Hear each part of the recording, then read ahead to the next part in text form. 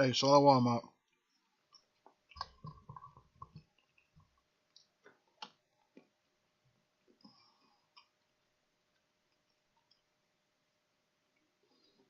Oh boy.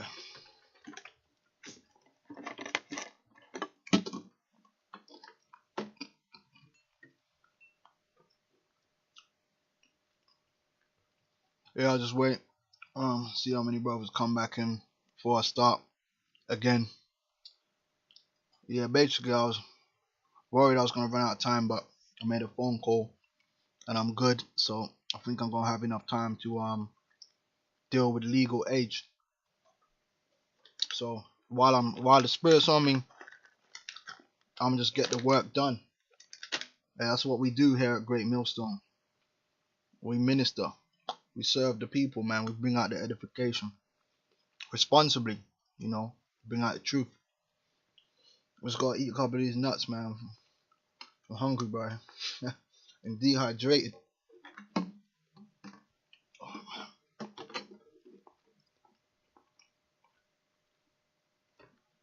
Oh,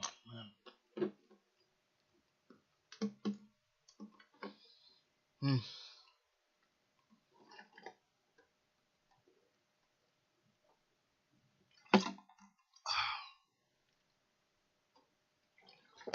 Alright, okay.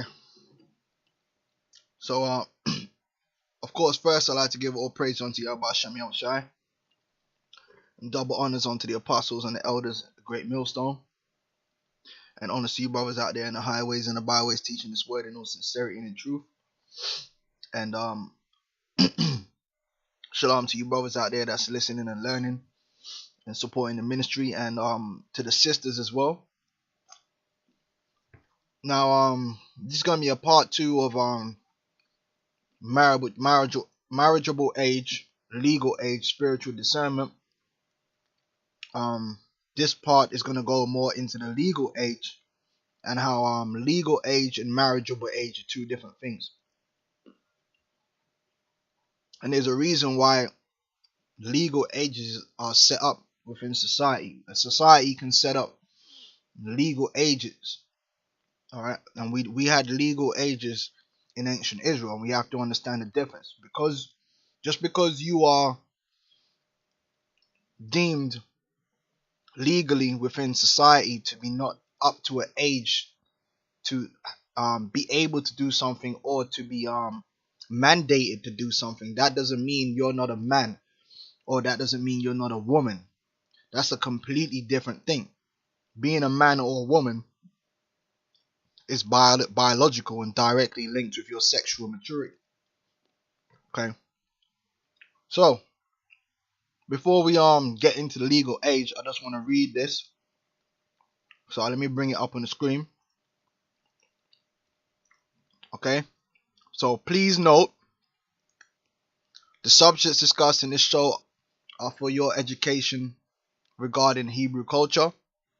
At no point are you to violate any law within your given constituency regarding the age of consent and a woman's right to refuse sex. Okay? It's for your edification only on Hebrew culture. Right, that being said, what's happening is, because these guys are searching the scriptures and they can't find an arbitrary age of consent which meets their emotions, because it doesn't exist in the scriptures. There's no arbitrary age of consent for sex or marriage in the scriptures. As discussed in the previous video, marriageable age is based upon sexual maturity. What they're doing is, now they're going into the scriptures and they're finding a bunch of legal ages and trying to apply those legal ages to mean when you have become a man or when you have become a woman, which shows these people are totally lost. That's why we're here to bring out the right way, because a man doesn't need to be 20 years and above in order to be a man, and a woman does not need to be 20 years and above in order to be a woman. Okay, So I'm going to go through a series of examples showing you these different legal ages, and this is just for your edification. So if these people try come at you with this foolishness, you can understand what it is they're coming from and how they are in error. So the first thing I'm going to do, of course, is define to you what a legal age is. Okay? So a legal age or codified age refers to age at which a person may legally engage in a certain activity. Most frequently, this is the age of majority, the threshold of adulthood as recognized in law. So there's that legal term again. All right. For instance, in the UK, they have an age of majority of 18. So they define that you are not an adult until you're 18. Okay. So they have a lot of things within the society which they don't allow you to do until you're 18. However, you can buy cigarettes when you're 16. That's a legal age, which is not the same as the age of majority. Okay. Now, in the ancient world, in Hebrew culture, we didn't have an age of majority, but we did have legal ages for certain things, and a lot of those legal ages did revolve around the age of 20. But that had nothing to do with whether you was an adult or not. It had more to do with the workings of society. Okay. So we're going to have a look at some of these legal ages. And in these examples, other ages of legal significance include age of candidacy. So in certain places, there's a certain age that you have to be before you can become a candidate to be elected in government. Legal drinking age, legal working age, marriageable age, something completely different, retirement age, school leaving age, smoking age, voting age. These are all different legal ages. So in this society, they have all these things. In the Hebrew society, we had certain legal ages. But again, that's nothing to do with whether you're a man or a woman. Okay, that's completely different. Alright, so let me just check the comment board, then I'm going to go into the precepts. Alright, good. The audio, is the audio good, by the way, Arkham? Let me just double check, because I know Satan likes to throw spanners in the midst.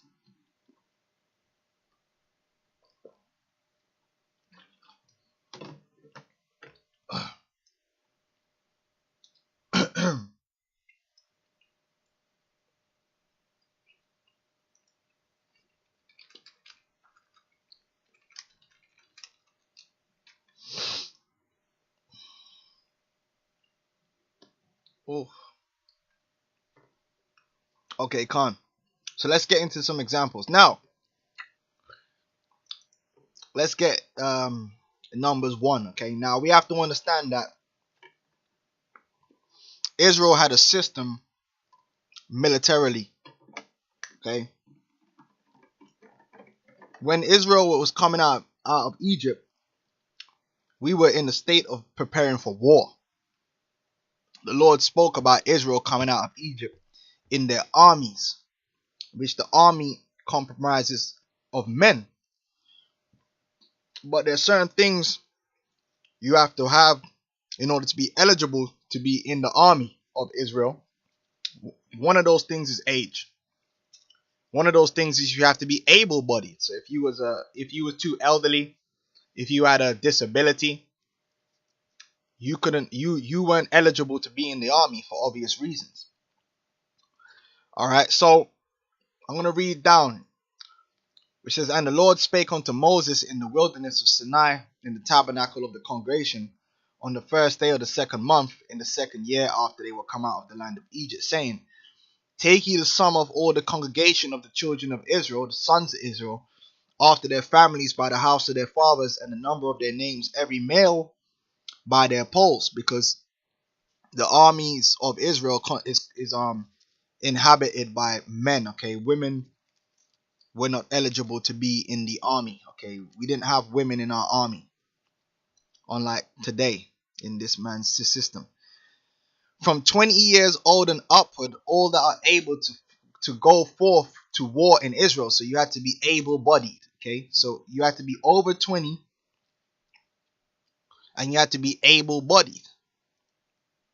Thou and Aaron shall number them by their armies. Now that doesn't mean that if you weren't 20 years old, you're not a man. This is not what this is. This is a legal age. What it is that whether you're a man or not, you're not eligible to be accounted for in the army unless you're at 20. Alright? And there's a very good reason for that. Alright? There's a very good reason for that. Because let's say let's say, let me jump down because I know there was some more on this.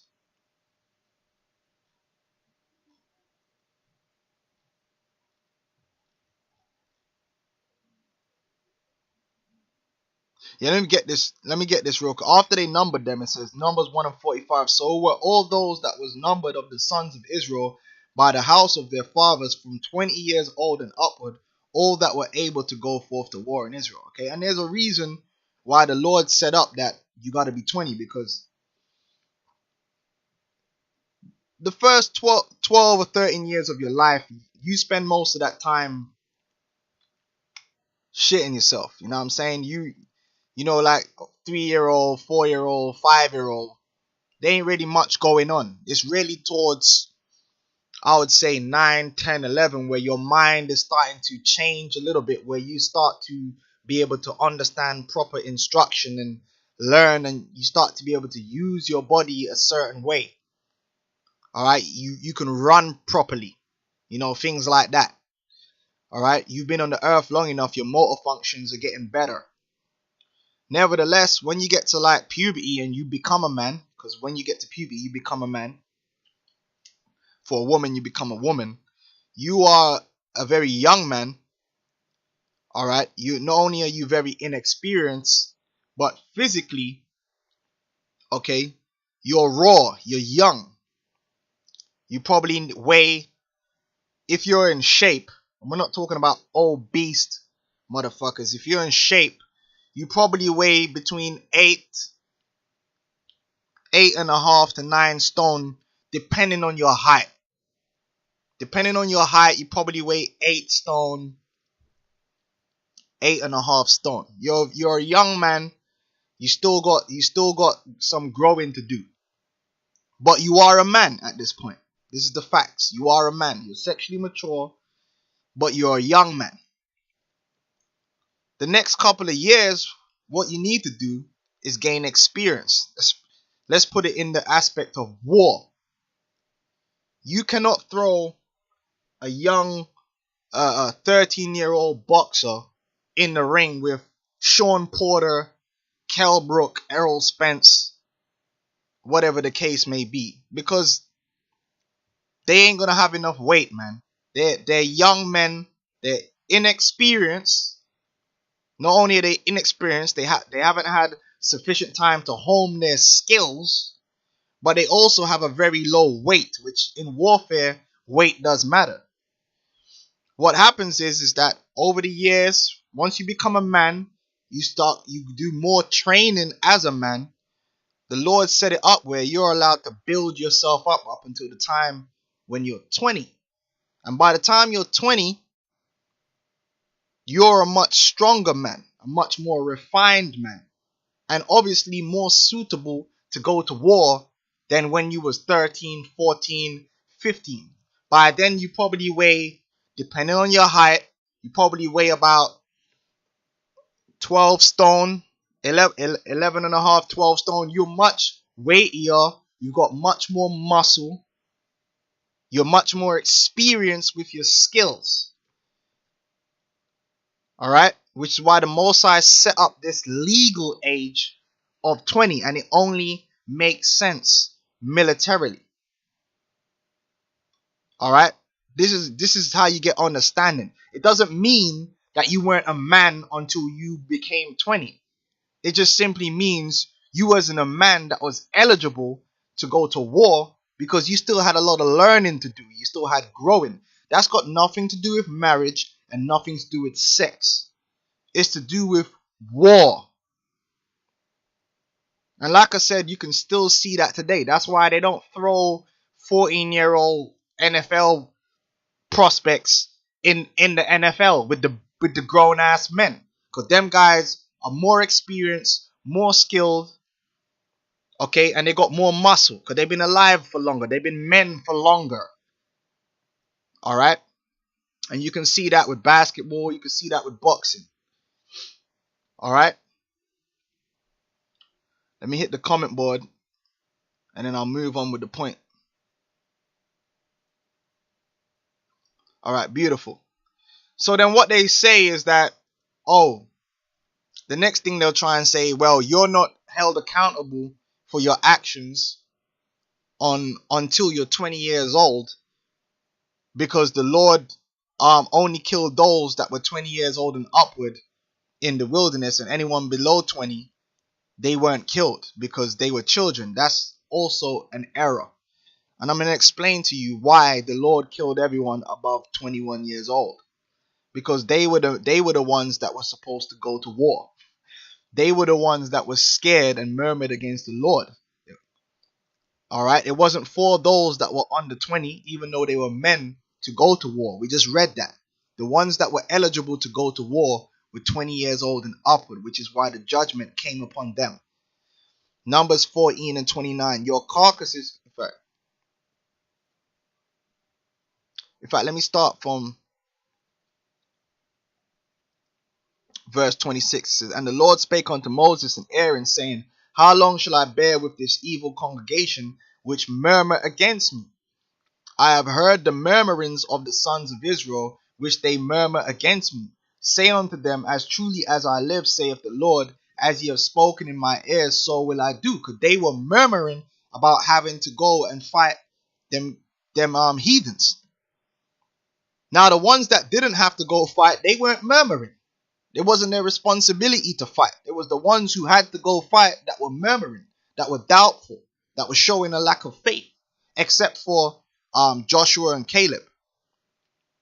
They were faithful. They didn't give a damn. They were like, look, the Lord's with us. So it says here, your carcasses shall fall in this wilderness, and all that were numbered of you, according to your whole number, from 20 years old and upward, which have murmured against me. Doubtless ye shall not come into the land, concerning which I swear to make you dwell therein, save Caleb the son of Jephunneh and Joshua the son of Nun. But your little ones, which ye said should be a prey, them will I bring in, and they shall know the land which ye have despised. Alright, now they'll read that and think, okay, so that means a 19-year-old was a little one.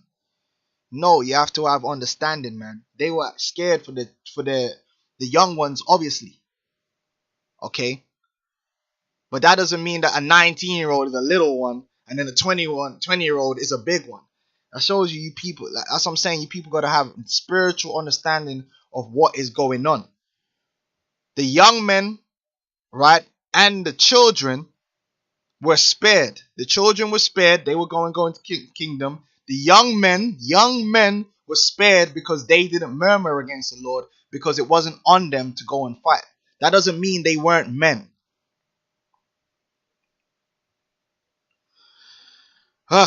Boy. So that's one legal age in the scriptures. Now there's another legal age in the scriptures. Numbers 8 and 24. It says, this is that belongeth unto the Levites. From 20 and 5 years old and upward shall they go in to wait upon the service of the tabernacle of the congregation. And from the age of 50 years they shall cease waiting upon the service thereof, and shall serve no more, but shall minister with their brethren in the tabernacle of the congregation, to keep the charge, and shall do no service. Thou shalt do unto the Levites touching their charge. So here we have another legal age to be found in the scriptures. Right? Alright? And this legal age is 25, and this is for Levites to do service in the tabernacle of the congregation. Now, does that mean that a Levite that was below the age of 25 wasn't a man. No, it just means that they weren't eligible for the service, that particular service, and they were with good reason. Now you might say, what would be the reason why you would have to be 25 years old to do the service of the tabernacle? Because that was a very particular and peculiar service. So the Lord set it up that you would have extra amount of years to study so that you could get it perfect before you began that particular service, because you had to be perfect in what you were doing. Just like today you got your bachelor's degree, and then you got to do extra amount of years to get your master's, and then you got to do an extra amount of years to do your PhD. Well, to perform that particular office, you had to do a certain amount of years of learning as a man before you could take up that service. And the legal age that the Lord set up for that particular service was 25. It's got nothing to do with whether you're a man or not. It's just the legal age, and there's a perfect reason for it. And then obviously once you reach the age of 50, you even though you're 50 now, the Lord said, you got to fall back.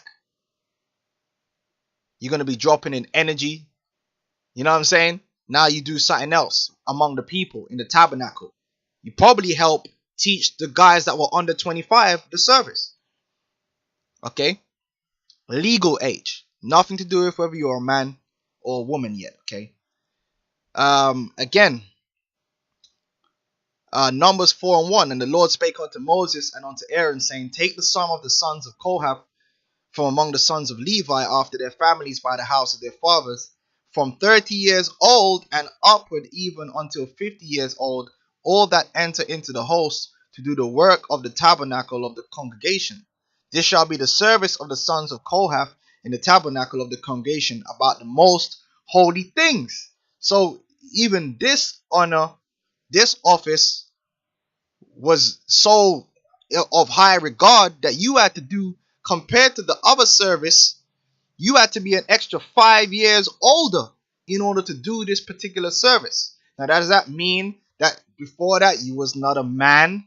No, it's got nothing to do with sexual maturity or marriageable age. It just simply means that the Lord afforded you that 30 years to gain the experience necessary to do the job. Okay? It's a legal age. Okay? Now, when you go into the scriptures, there was also certain sacrifices which the Lord set up different ages and determined that. So when we go to Numbers 3,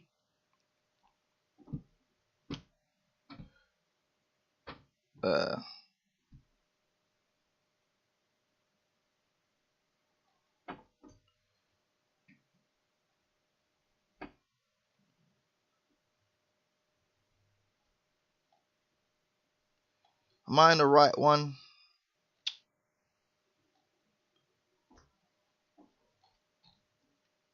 Which one is this? Exodus feed of hell.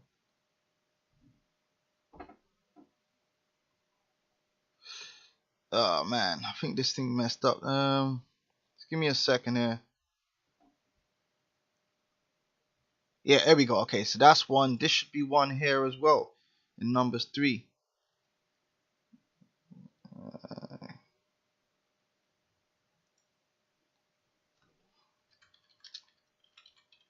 So lucky, I'll find it real quick. Between 5 and 20. Okay, yeah, that's the one I wanted in Leviticus 27. I don't know why that other scripture was out. I must have been looking for something. But anyway, right, so here we have another instance, okay? Leviticus 27:1. And the Lord spake unto Moses, saying, speak unto the children of Israel, and say unto them, when a man shall make a singular vow, the persons that shall be for the Lord by estimation, and thy estimation shall be of the male from 20 years old even unto 60 years old, even thy estimation shall be 50 shekels of silver after the shekel of the sanctuary. Now, the reason this is being done is because basically what it is, it's like you're going to dedicate yourself or someone to the temple only the Levites could do certain things in the temple. So instead of you actually going and doing the service, you would just give the money. It's just like when you would dedicate a house or a piece of land to the temple, you wouldn't actually give the temple the land or give the house to the temple. You would give the value of the house or a certain value of the productive ability of that land to the temple when you go into the law. So this situation is pretty much the same. All right, so you're kind of giving like for like here, but in money. So it says, and thy estimation shall be of the male from 20 years old, which is the legal age, one of the legal ages for priesthoods. Okay, the base, not the priesthood. This not priesthood. This is one of the legal ages that do exist in the scriptures. All right, and thy estimation shall be of the male from 20 years old even unto 60 years old.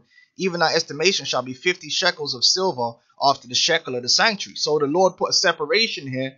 If a guy was between 20 and 60, that was the amount of money he had to pay. All right, and if it be a female, then that estimation shall be 30 shekels. So a woman of that same age group was less. And it be from 5 years old even unto 20 years old, then thy estimation shall be of the male 20 shekels, and for the female 10 shekels. Now that doesn't mean that if you were below 20, you weren't a man. This has got nothing to do with that. It's just the legal age in terms of estimation of value. All right, and what it will be deemed that you have to pay. All right, and if it be from a month old even unto 5 years old, then thy estimation shall be of the male 5 shekels of silver, and for the female thy estimation shall be 3 shekels of silver. And if it be from 60 years old and above, if it be a male, then thy estimation shall be 15 shekels, and for the female 10 shekels. But if he be poorer than thy estimation, then he shall present himself before the priest, and the priest shall value him according to his ability. That vowed shall the priest value him. So if you couldn't afford a certain thing, they'll make a, they'll check that out. But again, this has got nothing to do with whether you're a man or not, because like I said, you are a man when you are a man, which is sexual maturity. But there are certain legal ages, and this has got nothing to do with marriage or having sex. All right, and lastly, there's another account here of giving certain what's it called, vows.